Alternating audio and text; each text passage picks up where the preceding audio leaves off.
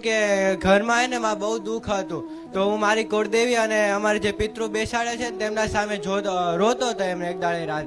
પછી ઈ દાડે તમારી રીલ્સ આવી તો મેં જોયું, હા આ સરસ માતાજી તો બહુ ખૂબ સરસ બોલે છે. પરચો એવો હતો, મારા પપ્પાને દેખાતું નહોતું, એ મારા પપ્પાને દરજી કામ સીવે છે, દેખાતું નહોતું ને મોતૈયા ઉતરાવાના અમારી પાસે પૈસા પણ નહોતા માતા. તો મારા મમ્મીએ તમને ખાલી ઘરે બેઠા પ્રાર્થના કરી હે ખુખાર મેરડીમાં મારા વરને હે ને આમ દેખાતું થઈ જાય ચશ્મા વગર. તો બીજા દાડેથી પપ્પા ચશ્મા જે લઈ જતા હતા ને લઈ જવાનું બંધ કરી દીધું. અત્યારે ઘરે જ ચશ્મા હોય છે, એ લઈ જતા જ નથી.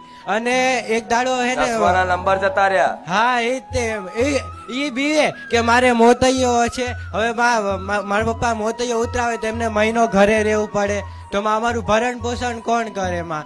એના લીધે મમ્મીએ તમારી માનતા રાખીને બીજા દાડે ચશ્મા લેતા બંધ થઈ ગયા, એમનામ બધું દેખાવા માંડ્યું એમને.